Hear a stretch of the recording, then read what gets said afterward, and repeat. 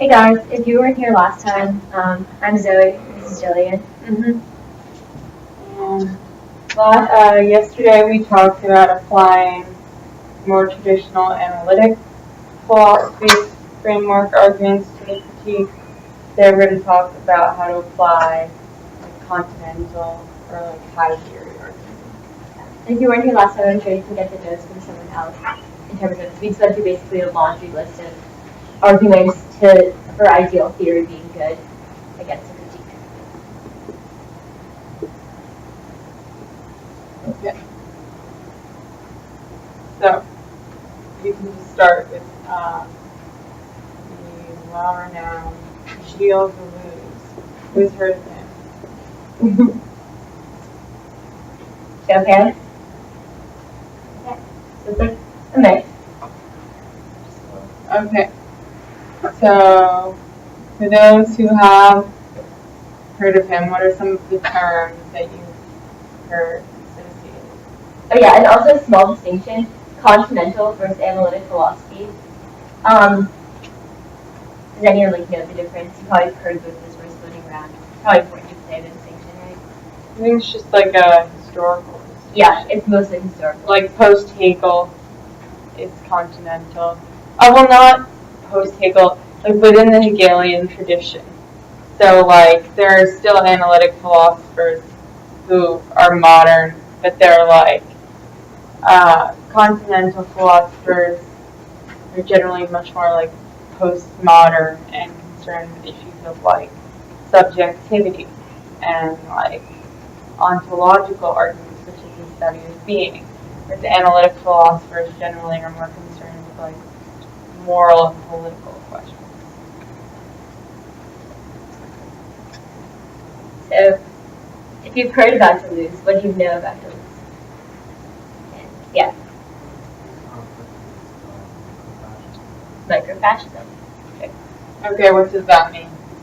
Should we just, I think we should maybe just like write them all on the board first. Okay. And then talk about things. Other words people have heard associated? Talia? So with like pain is becoming, like your identity is like a constantly changing concept. Being and becoming.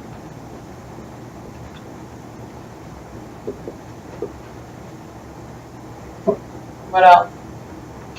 Body with and without organs. BWO.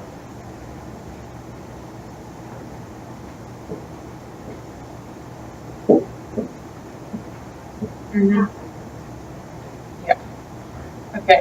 Basically, for Deleuze, he has about 20 different metaphors for the same basic idea. So you don't need to actually understand like all the random buzzwords to get the basic ideas behind Deleuze. So we're going to go through just like a very quick overview of what Deleuze said.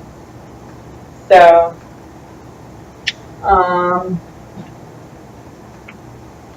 who knows what affect is? Mm-hmm. It's like a relationship, but it's a relationship that's like grounded in kind of like the aura or ability to create that is sort of body. Yeah, so I think that's like a pretty good definition. Affect is like a phenomenal experience of like that cannot be described through words. So like the feeling that you would get when you're like falling off of a cliff could be an affective experience. You cannot articulate what that is. That experience of falling would be something that is like inarticulable through language. Yeah, and even if you can like try to articulate it, obviously you can say things like, oh, I have a pit in my stomach, or oh, I think I'm going to die. Things like that, they don't fully capture the experience. So for example, like if someone were to like win a really big debate tournament and be really happy, you can definitely say I'm really happy, but that can still be an affective experience. Mm-hmm. So for Deleuze, the subject is created through the interactions of all their different affective experiences. You passive or active? Yeah, sure, but I think we should talk about So what do you say through? affective experience. So, who you are as a person and the choices you make, it's always going to be affected by the things around you and your experiences in the world. And Deleuze criticizes the idea of a sovereign subject. He thinks that the idea that there is some subject who can control their actions and sort of isolate themselves from affect and make their own choices is an illusion, and ultimately prescribing to that makes the subject completely powerless, because you are in an illusion where you feel like you're controlling everything, but really you're just letting these affective experiences completely take over. Yeah, he says that it's like a good thing to be actually able to fully like give yourself to affect. He doesn't think that you're like a more like good person, or like that it proves that you're like a stronger, like more moral if you can like close yourself off from affect. That's proactively bad. Yeah, it's bad that you are not like fully living if you're closing yourself off from affect and attempting to separate yourself from it. Opening yourself up to affect allows for new potential, because you can become anything that you want.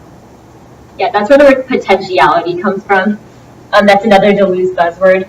Yeah. Like your potentiality. It's just like the ability for yourself to be affected and like use that to become other things. So for Deleuze, there is a distinction between two different types of affect. The first type of affect is passive affect. And passive affect is just like the experience of, for example, say falling off of that cliff. That soaring experience would be an experience of passive affect. And then the second type of affect is active affect. Active affect is the experience of, say, as you're falling down a cliff, having the sensory experience that you are turning into a bird. Being able to internalize that experience and experience it again the next time you feel something like that is active affect. And Deleuze thinks that people and subjects should try to convert their passive affects into active affects to create more long-lasting and like durable experiences. Make these, if you are able to let yourself be able to internalize that, then it can last. Then the experience not only is like one of this moment, but something that persists.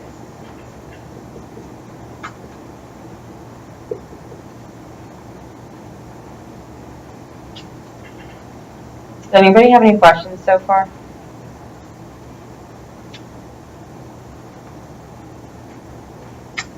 Okay, so there then is an obligation to not close yourself off to affects.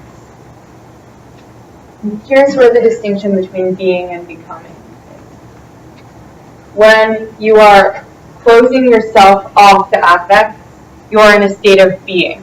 And that's bad because you are being the subject that you currently are. You are not allowing yourself to change. Becoming is when you are becoming different. You are just constantly changing as a result of your affect.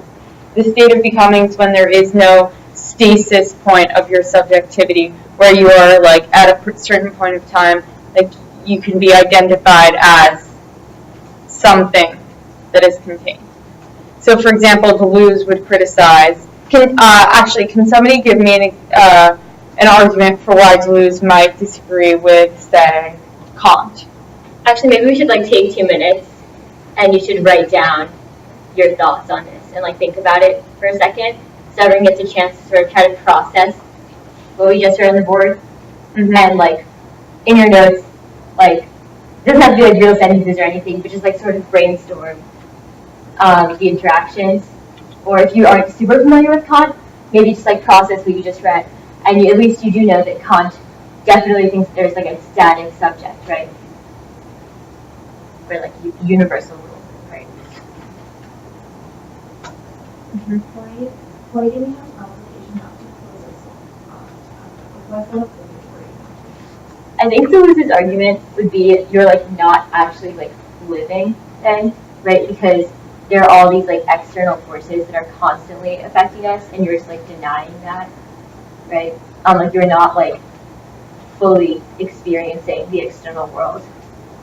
If maybe you have a better explanation. Yeah, so I think that this actually becomes fishy because I think that it's easier to explain the obligation to become as like an obligation for like self-care, psychological well-being requires you to not lock yourself in and pretend that you're a sovereign subject. But I think the explanation that you might give as to why like you have an obligation to become in like as a relationship to other people is because like if you lock yourself into a state of being, then you are inhibiting the becoming of other people. So for example, like if I were this like static thing and I didn't allow myself to change at all and I didn't allow Zoe to affect me, then like my experience of being would be something that prevents Zoe's becoming. Okay. People have like thoughts written down or brainstormed yet, or do you want like another minute or so to think? Nodding, shaking heads. Good. Just to 5.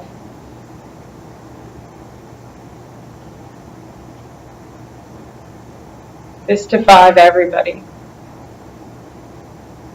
Jeffrey, fist to 5. Oh, fist is if you're like not ready, slash you don't understand. 5 is like you're good. Oh. Amy, fist. Okay. So what? Jeffrey, what do you need? What do you want us to clarify? Okay, yeah. Let's take another minute. This is like a lot to think about. Then you can also maybe write down questions if you're done. Write down questions or things that you're still wondering about Deleuze.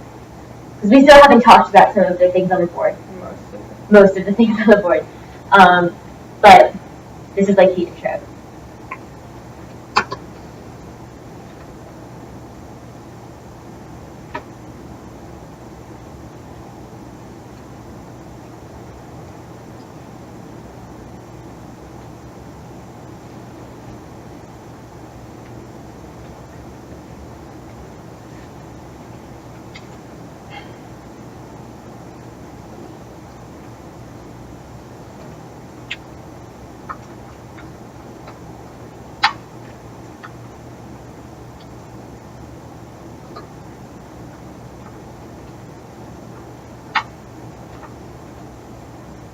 Okay, that's probably good, right?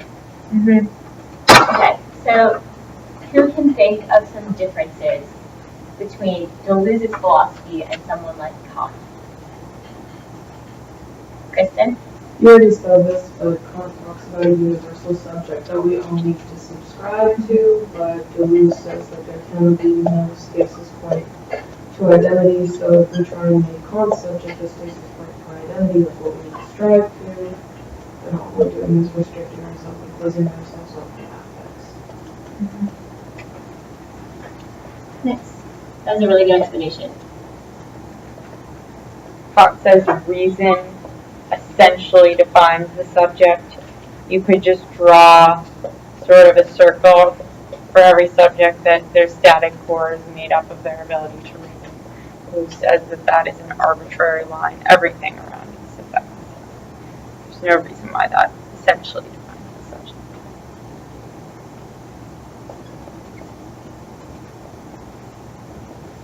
It was like everything around us defines us. Nothing essentially defines us, though. Yeah, so like everything / nothing. Did it?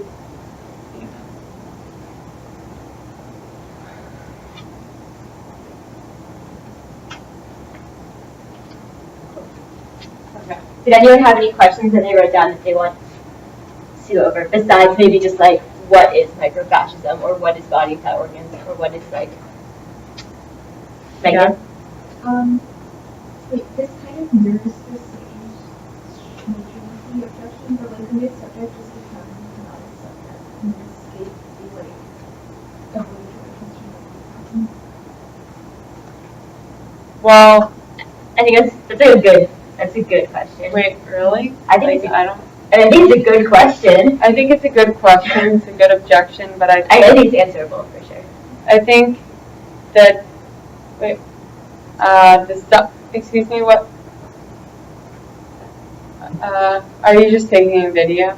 No, I'm trying to see what it says. I don't know. Oh, Oh, yeah. okay. Sorry. So, yeah. I mean, I just think that the concept of being a subject is not like. I don't think You can ever call become- yourself something other than a subject, but you're still a subject. You still you could escape the linguistic category of being a subject, maybe, but I still think you are a subject. I don't think you can even escape it, because someone else could still say like in the abstract, you still fit Deleuze's model of what a subject is. Yeah. Like you still, because like you're still like a person that can like, no matter what you're becoming, you're still like The you, subject right? is just, yeah. There's no, it's unlike Kant. It's not like there's a strict definition of the subject. It's like a practical reasoner or something. Yeah, because the subject is just anything, really. Like, Yeah, like this marker could be a Deleuzian subject if it was able to experience affect, probably, right? yeah. And the marker definitely affects you. Yeah. Okay.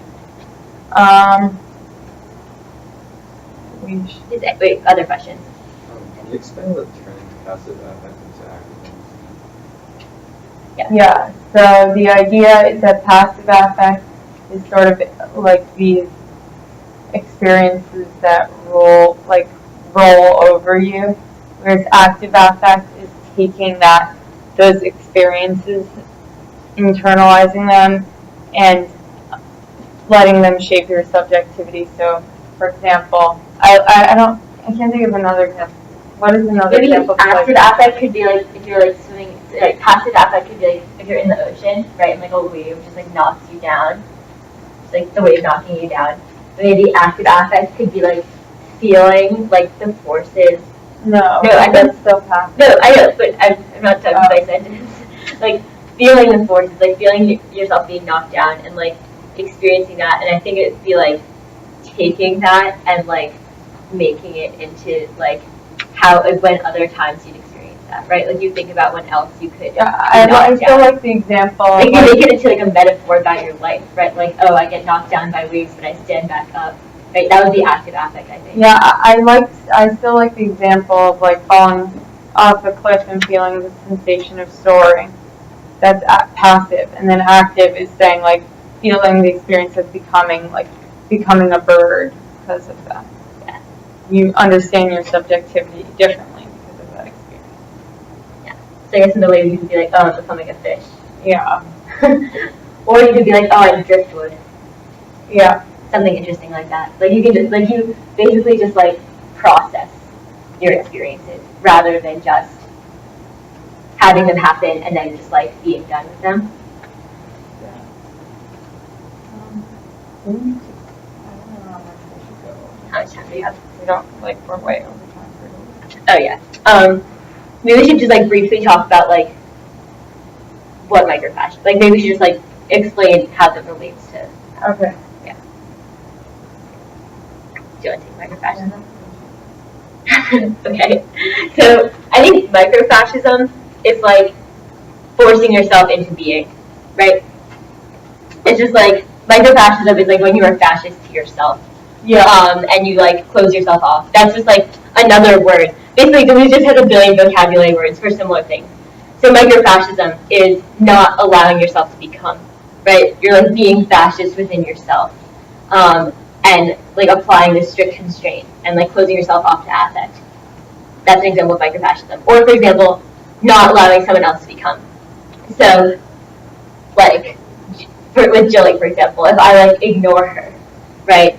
And I like don't, if she like asks me a bunch of questions, and like she's attempting to like have new knowledge or have a conversation in order to like become, right? In order to like explore identity, for example.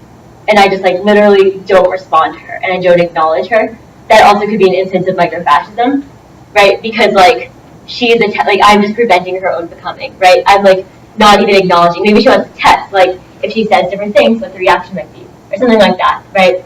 And I'm just like I'm pretending she's not even there. That would be microfascism. Alright. Okay. We'll do Body without organs. Yeah, I don't like. This is just like a metaphor for like an empty subject, a subject that's not like defined by like this normal human experience. And it's like an alternative to some of those routines. Yeah, the body without organs is also just like something that becomes, right? Yeah. Like these are all just different metaphors. So also if you hear the words like rhizome, assemblage, if you're an assemblage, you're like before we were talking about how like the subject is created through affective experiences, like you are an assemblage of affective experiences, right? You are assembled by all these individual experiences. So basically like you can come find us if you just like encounter more Deleuze words and want to know what they mean, but also just like know that it's all based on this philosophy, right? And he just uses a billion different metaphors. Yeah. Cool. So next, Butler. You're already Okay. So who has heard about Judith Butler's philosophy? Cool. So it's a mixed bag. So if you have heard anything about Butler, what are some words associated with Butler? So Judith Butler is her name. And she writes about a bunch of different stuff. A lot of her work is about like gender and sexuality and stuff. But in terms of debate, she's not a lot of her like gender-based literature is read, and it's mostly her stuff just about like the features of identity that are read and like how we should interact with each other. So a couple of her first books, and I can put all of her books in the Dropbox that we share with you at the end. Yeah. Yeah. And this year, I think, this framework became way more popular and and it's almost like getting stock now. So it's good to be familiar with it. What else? Megan? Alterity. Anything else? The other. The other, for sure. Raise your hand if you've encountered a framework that talks about the capital O other. Yep. What other frameworks might talk about that? Yeah, Levinas is like I think that's probably the most popular framework to talk about the other things. Anyone else have Butler buzzwords? If not, let's like jump into. Oh yeah. Yeah, precarity. So I think that can sort of fall. It's not synonymous with feasibility, but it's like associated with that. Yep. I think there's one more important word. It's just like Yeah, yeah.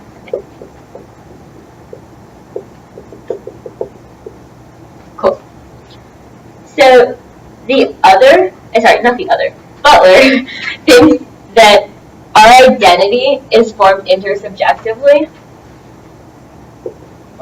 Can anybody take a guess for what intersubjectively, or knows what intersubjective means? Identity formation means intersubjective. Isn't it like very similar to Deleuze, like our identity is determined, but I think Butler says like by the other.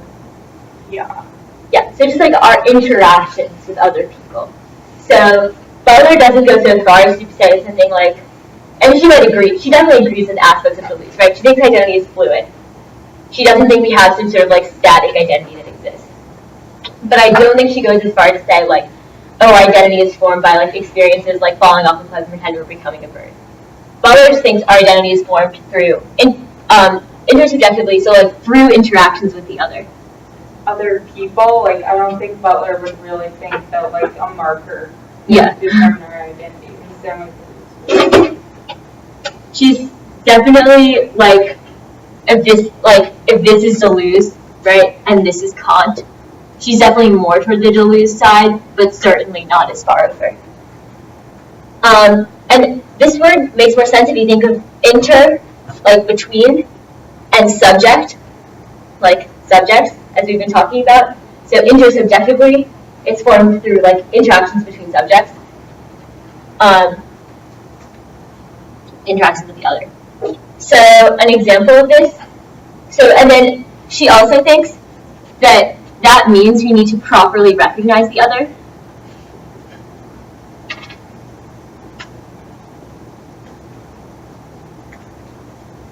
So, but the norms that govern recognition shift. But the structure itself, or the existence of such a structure, is necessarily constant. Yeah. So that's one point of disagreement with Deleuze. Yeah, like we always should recognize the other. So to unpack this a little bit, let me make this capital O, make it more clear.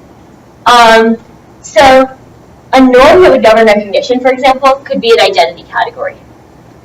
So I think a really good example of this is our interactions with the other and the norms that define those interactions can change, and in turn, that changes your own identity. For example, if I were to grow up in an all-white town, right, it's extremely isolated, right, and I've like never encountered a non-white person in my life, right? If I were to grow up like, say, just like some completely isolated area, but for some reason, the other people in my community told me that we were in America, right? Maybe my identity as an American had intrinsic within it whiteness, right? Maybe I assumed that I just like considered myself American. I did not consider myself American and white, because part of what it meant to be American would be being white, because every American I knew was white, right? And then one day, for example, say I like venture out into the real world, right? And I encounter someone who isn't white, and they say, like, hey, I'm American.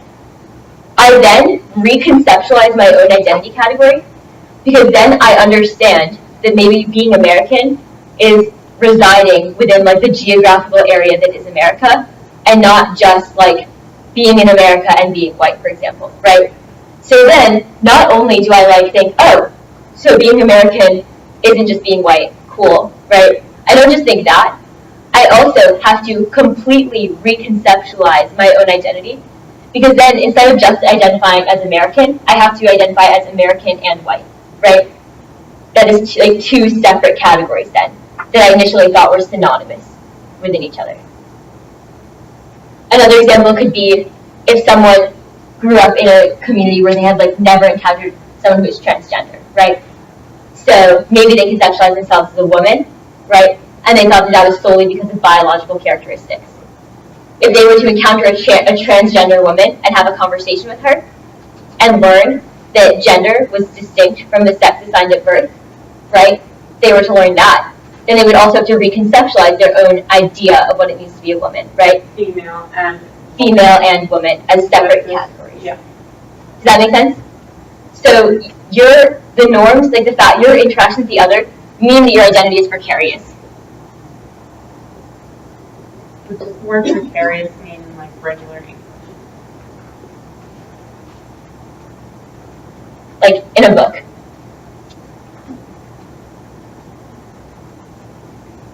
Does anyone know what it means?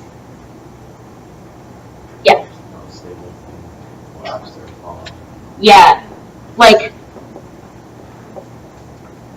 if you're thinking of like a big pile of books, right, that are like sort of tottering, it's precarious. Or like a rocking chair at the edge of a cliff is probably precarious. Things like that. So your identity is precarious, it's unstable. And it's not just because it is open to, like, vulnerable to the other. So part of that is it's vulnerable to the other, obviously redefining your identity category at any time. But also, it's vulnerable to the idea like the other can kill you, right? The other can like physically harm you. The other can refuse to recognize you. Yeah. So other can reshape identity category.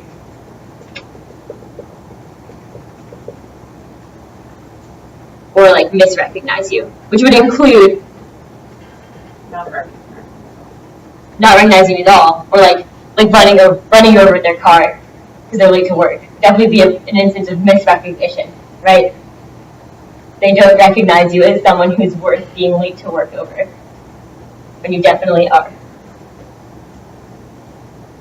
Does that make sense so far? So this means a couple of things.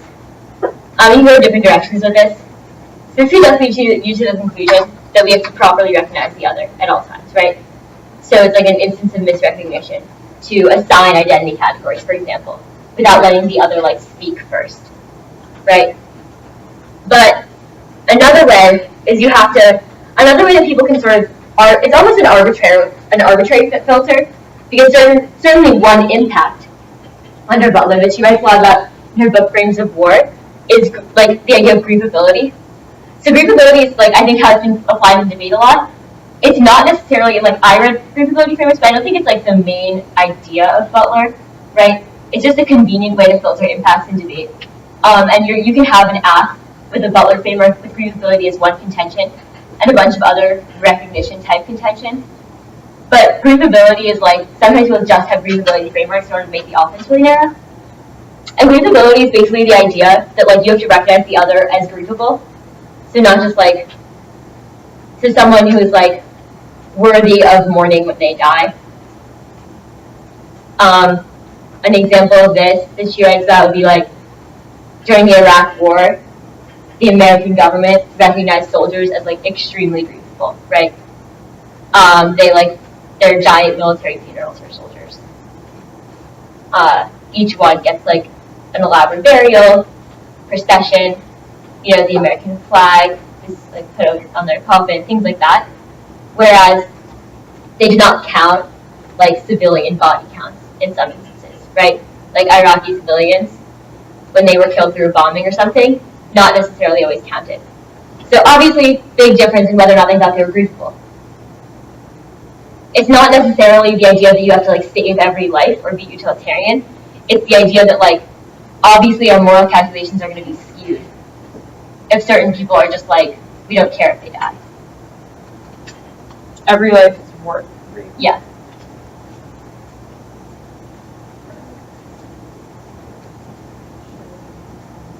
Yeah. Does anybody have any questions? We're sort of doing like a brief rundown of each framework. And then we'll go over how to. Yeah. Why does that not go to util? Would you that every life source? Why Yeah. does that not go to util? Yeah, so the idea here is we need to like each individually orient ourselves towards viewing a subject as grievable, and not necessarily that like we need to have like for example, if I were to recognize Jillian as grievable, right, but you are not to recognize her as grievable, that doesn't mean that she is either grievable or ungrievable, right? And she's still worth grieving. Just because you recognize her as ungrievable doesn't mean that like she has like become ungrievable, right? It's more that as individuals, we have like a moral responsibility to orient ourselves towards seeing someone as grievable, right? So it's not necessarily thinking we have to save every life, but just understanding that each life is grievable. So there's a difference there between util and stuff, because like util is like can be aggregated, right? You can't aggregate grievability in the same way, because each individual person, like every person in this room, could view Jillian with a different conception of how grievable she is, right? But that doesn't change that she's grievable. Anybody else have any questions?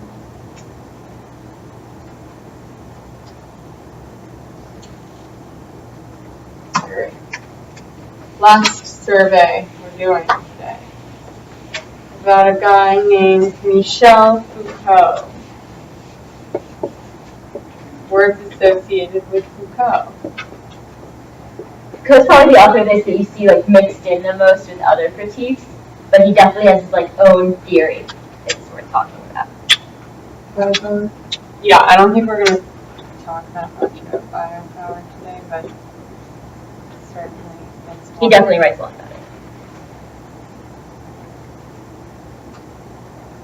Yeah. Yeah.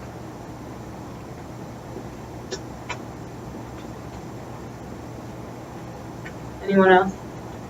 Yeah.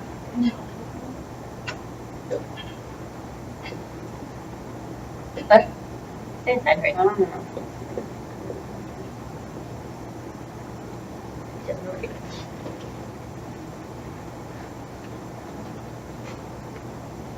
I'm not going to talk about this, so I'm not going to write it down. But still, good job saying Yeah. it. It's just like, we're going to talk about the core of his theory, so it's not. Okay, good. This is fine. So, Right? yeah, And power. truth, power is a big one.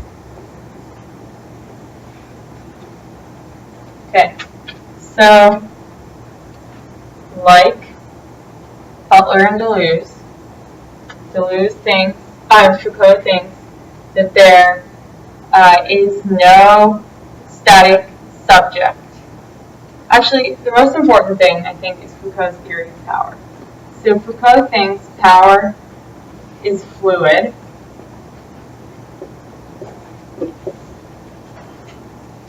And determines pretty much everything. So power is just the relationships between people. The way that people exert forces on one another, or things exert forces on people, sort of similar to Deleuze's affect. But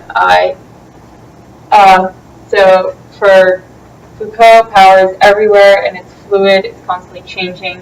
The idea that there are some like static power structures that cannot be broken down is false, because power was created by these fluid interactions between people and things in the first place.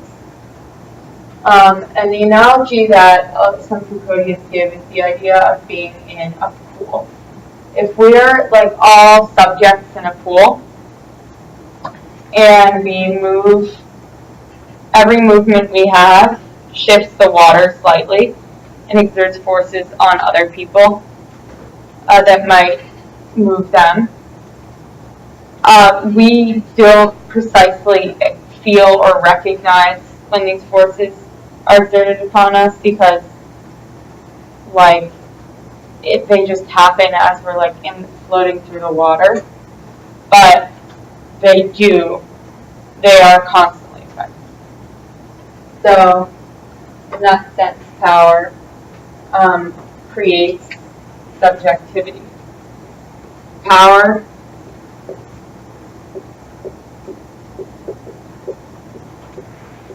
Foucault sort of relies already on the Butler/Haeckel type arguments for why our identity is created intersubjectively, like created through interactions between other people. Foucault thinks that because power governs our interactions with other people, power necessarily creates subjectivity.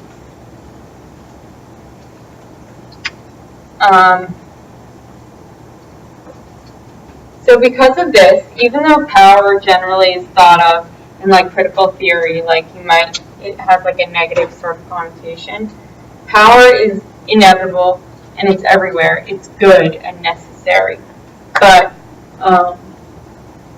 we have to learn to mediate it for the reasons I'll explain. Truth is also created by power.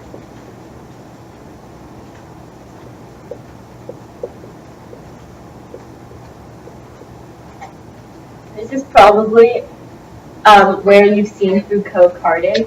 If you've ever debated against a critique, for example, a biopower K, as you were saying, Kristen, that would maybe card Foucault in the role of valid. and say something like, epistemic prerequisite, truth is created by power.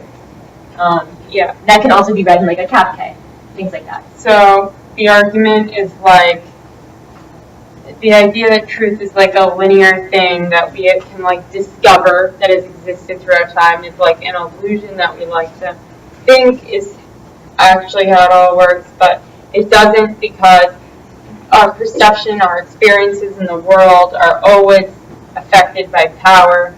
So our perception of what truth is and our understanding what truth is created by power. I don't think Foucault thinks that there is like some idea of what an objective truth is that we are like obscured from accessing. I think he thinks the concept of truth is something that is already constructed by power. So like it's not the way that most critiques read it as like it obscures our access to truth in the first place is not really like true to what Foucault says, because it's more like truth as a concept is created by power. So it's not like we're striving to like uncover reality. It's just like that is what truth is. And at worst, even if there is some objective truth, it's certainly not accessible to us.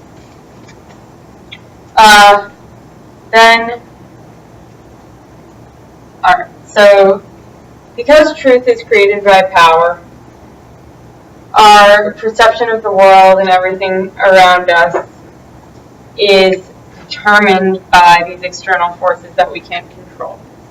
So Foucault thinks the conclusion is that we need to undergo genealogical analyses.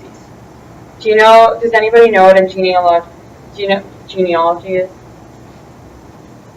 Yeah. It's like when you look at the history. Investigation of the history.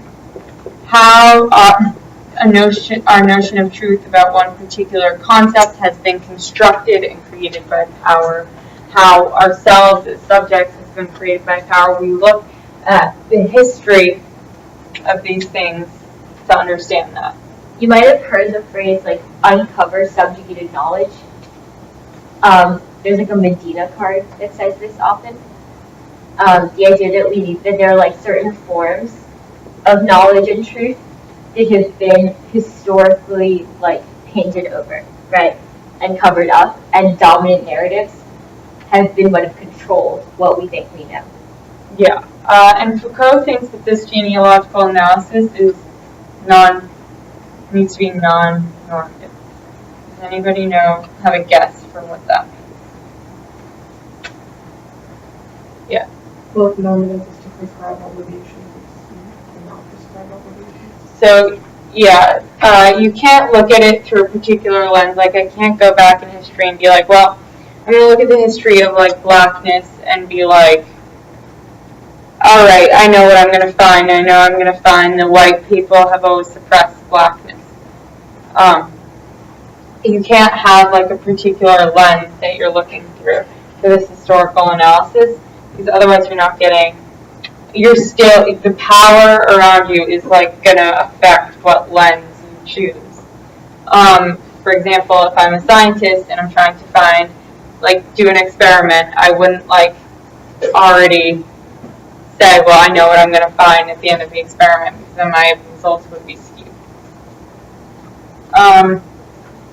And then the last concept that I think we can talk about for Foucault is the idea of self-care. Anybody ever heard this in the context of Foucault? Okay. So the idea of self-care is that because the subject is always constituted by relations of power, the subject is sort of predetermined in a way that, similar to Deleuze, there is no sovereign subject.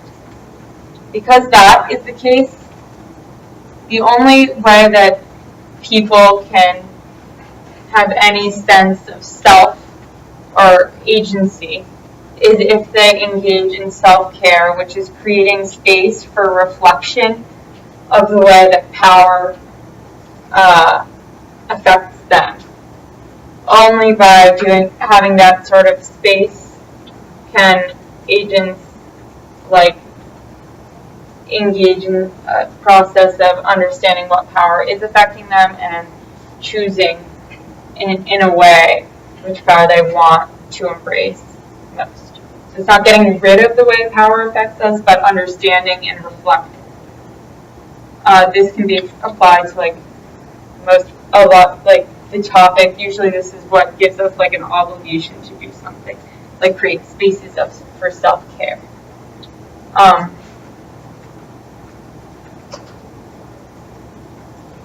Does anybody have any questions here? I'll just briefly say biopower.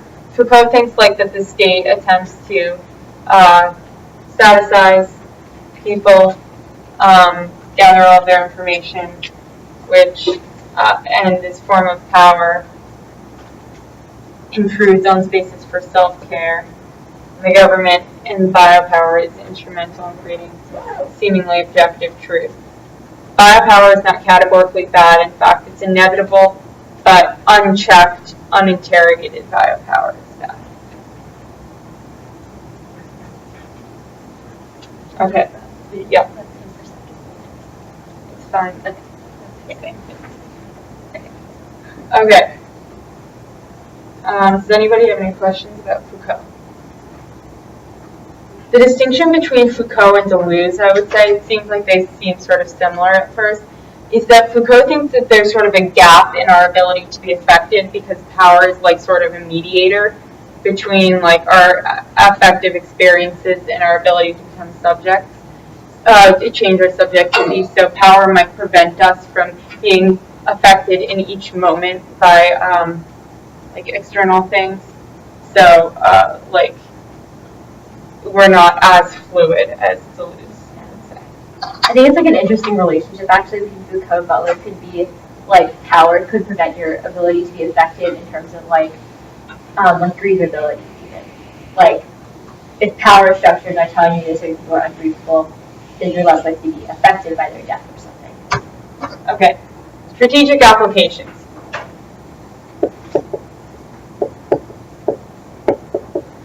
So these philosophical arguments can become strategic framework apps.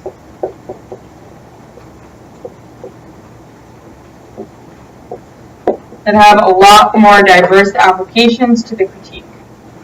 And the framework apps, when we say framework apps, like we mean like philosophically dense like apps. They can still have a role in the ballot. Yeah, they can still have roles of the ballot, but this allows you to develop an ethical or like a framework in a long way to exclude most stock offense on the topic the same way you would with, say, a Kant framework, but have much more diverse applications to the critique. So, what? Should we start with identity? Yeah. So, identity. So if you have a framework app, or actually if you have any app, and you don't know what strategy you'd go for against an identity politics position, you should figure that out. Because every app should have elements of it built in where you know what you're going to do. For example, some reads a Wilderson critique, or some like queer pessimism, or not necessarily a pessimistic position, but any identity-based position that talks about categories of people being excluded and why we should include those categories of people. And I think these frameworks interact extremely well with them, because these frameworks, as you might have noticed, don't necessarily agree with the idea that there are these categories of people, right? So, first of all, most identity politics critiques are sort of weak on developing their robust idea of what identity is or subjectivity is, and most of your frameworks, if you write these, will be very strong at explaining what that is, so you're already at an advantage going into the one area if they read this position.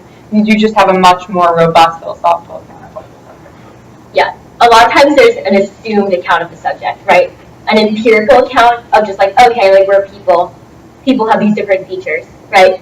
But as we were talking about yesterday, do you remember the intersectionality problem that we were discussing with the ideal theory of good arguments? Not all of you were here, but someone who was here, do you want to briefly summarize it? Yeah, Jeffrey. It's like either we have either we have obligations to only specific people, or we have to, or we have to use universities. Yeah. So it's either like if in an identity-based position says that we have to like have like standpoint epistemology, right? We're based on certain groups, right? And we like have obligations about those groups. But the idea is either they're infinitely like you can divide groups infinitely. For example, like race, gender, class, ability, right? Intersectional. Okay. Or you can have a universal rule. So Kant would go to the universalizable part, and these go to the like infinitely subdivisible part. Yeah. So Deleuze would criticize identity politics, focus on prescribing particular characteristics to different identity categories and treating people differently based on that locks people into a being. Somebody called Arun Saldana writes about Deleuze and race theory and explains how, so this in the context of, there's another Deleuze term called mutuality, which I can talk to you about it some other time, but yeah. Also, Deleuze, Saldana thinks that we can still have an account of race, but that we have to break race up into 1,000 tiny races. So as infinitely specific as you can possibly be, you can regard their identity, but not regard them as like a conglomerate group. Okay. So that gets you out of like the color blindness problem. So Foucault and Butler would have a similar explanation of why identity politics is focused on like one static group or subject is bad and actually re-entrenches like violence and oppression. Like Butler would probably say that, well, they all agree that like they both agree that like identity is fluid, right? So categorizing people based on it just like recognizes the other, but without allowing the other to speak for themselves, right? For example, saying that like all women have X experience, right? Like maybe all women feel like the patriarchy is telling them to be too feminine, right? Something like that would be like a totalizing type of claim that denies like the subject to have their own like specific ways of being, I guess. Each of these claims would also answer more pessimistic positions that make ontological claims, like Wilderson or queer pessimism, which argue that there is no possibility of progress because, like, blackness is the category of social death.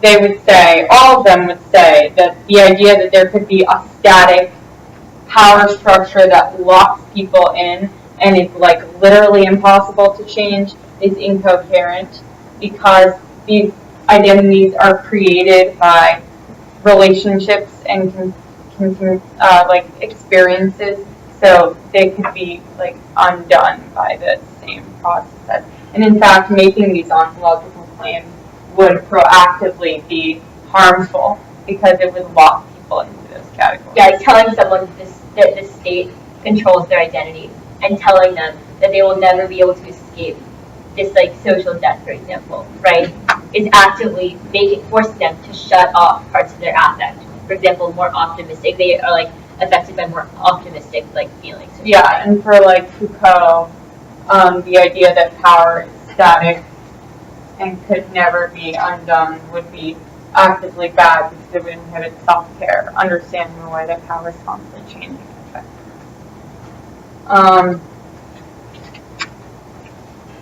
Another useful tool is making methodological terms.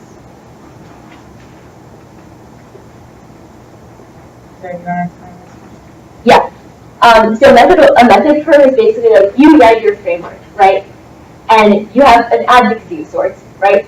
And your advocacy is the method by which you like achieve your framework. So, for example, maybe you are reading a Deleuze app, right? And you are like embracing, I don't know, I'm going to just use a Butler app on like the nuclear power topic. It's easier for me to explain. If you explain that like the nuclear power industry does not recognize people as grievable, right? Because it just like exploits the people who live around it, right? So then maybe you're recognizing people as grievable. You're like disavowing nuclear power as a way to recognize people as grievable, right? That is your method. You can make a permutation to something, for example, like a critique, like a pessimistic position or a state bad K, and explain how your method is essential to like understanding identity in the first place, right? Like you have to recognize people as grievable in order to have a proper conception of your own identity, because if you misrecognize the other, you are also shutting off the possibility of properly defining yourself. And if subjects are not properly defined, there's no way for us to have, for example, a revolution, right? We must first define ourselves, or we must mediate the relationship between different subjects in order to have something like an organized resistance, right? So it's a methodological term, because you're not just saying, oh, we need to ban nuclear power before we can have a revolution, right? It's not just a term of your advocacy. The permutation would be, we need to like better do the apt method to better understand ourselves, because absent that, the alternative will always fail. You can make an argument for why you create a better explanatory account of how oppression/violence occurs. Also, these frameworks give you a lot of leeway in making no-link arguments, because you can say stuff like you are not affirming universally, like for example, if you're reading a Foucault type framework, you are not affirming like the use of the state as something that is like good, just something that is necessary. And this is a reason why, like, because all of these arguments like don't think power are much more are very into like fluidity. You can like get away with saying that you're not like affirming whatever the link talks about. Like I'm not endorsing the state. I'm just demanding that the state recognize people as grievable, right? I'm just identifying a flaw in the way the state functions and says that they cannot do that. Yeah. So because of the very like these frameworks are not into like static affirmations. You don't need to defend as much. Also, never want to read an ideal theory bad K against one of these frameworks, because it's definitely not ideal theory. Like 100% not, right? It does not have an idealized, universalized subject, right?